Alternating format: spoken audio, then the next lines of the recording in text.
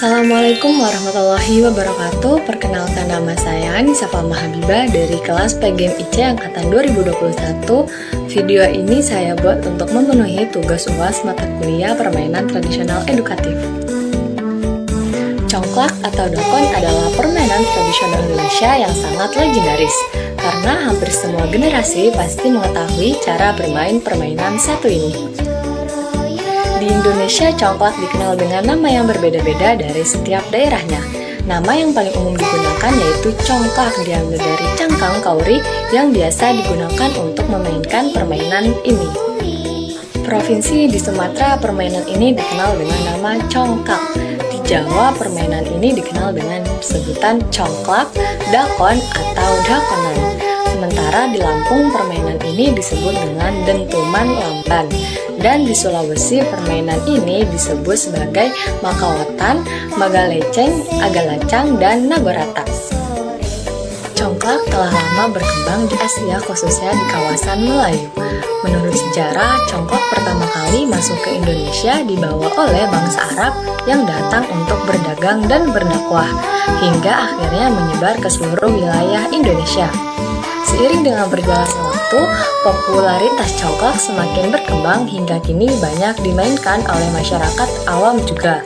Di sebagian besar wilayah, permainan congklak terbatas pada remaja putri, remaja, dan wanita di waktu senggang dan dipandang sebagai permainan anak perempuan. Akan tetapi, di beberapa daerah juga anak lelaki menyukai bermain congklak ini.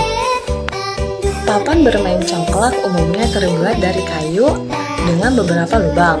Namun di setiap wilayah Indonesia memiliki perbedaan dalam jumlah lubang di setiap sisinya, baik ada yang 5, 6, 7, atau 9 lubang. Semua papan memiliki 2 lubang gudang, satu di setiap ujungnya. Desainnya juga bervariasi dari yang sederhana, kayu tanpa hiasan, papan berbentuk perahu, hingga papan permainan yang dihias dengan berbagai ukiran yang indah. Cara bermain congklak ternyata cukup mudah.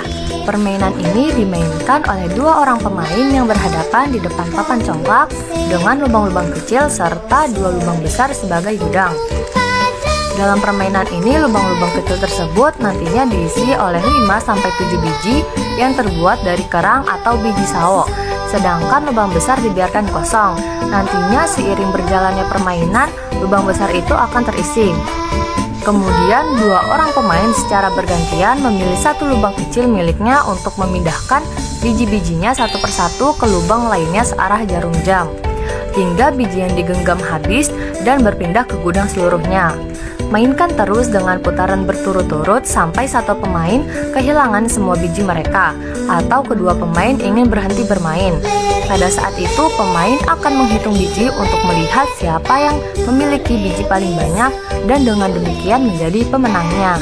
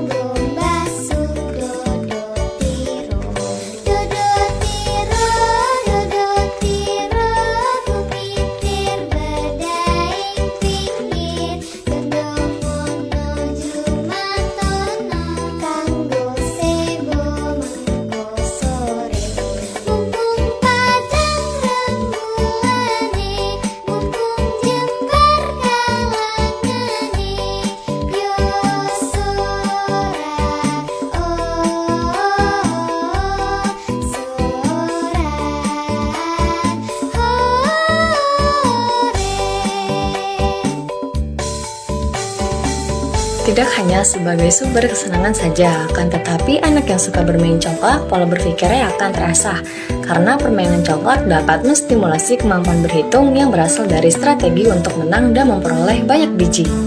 Permainan congklak yang terlihat sederhana ini ternyata juga memiliki nilai pendidikan karakter yang kuat. Selain mengasah otak, bermain congklak juga mengajarkan si kecil untuk jujur dan taat pada aturan yang berlaku. Karena ketika pemain menggenggam sejumlah biji di tangannya dan menjatuhkannya di setiap lubang, lawan main tidak benar-benar melihat berapa jumlah biji yang digenggam dan apakah biji benar-benar dijatuhkan satu persatu atau tidak dan malah lebih dari satu. Disinilah kejujuran dilatih, karena aturan main telah disepakati bersama, jadi sebisa mungkin pemain tidak curang dalam permainan. Dan dari saya, kurang lebihnya saya mohon maaf. Wassalamualaikum warahmatullahi wabarakatuh.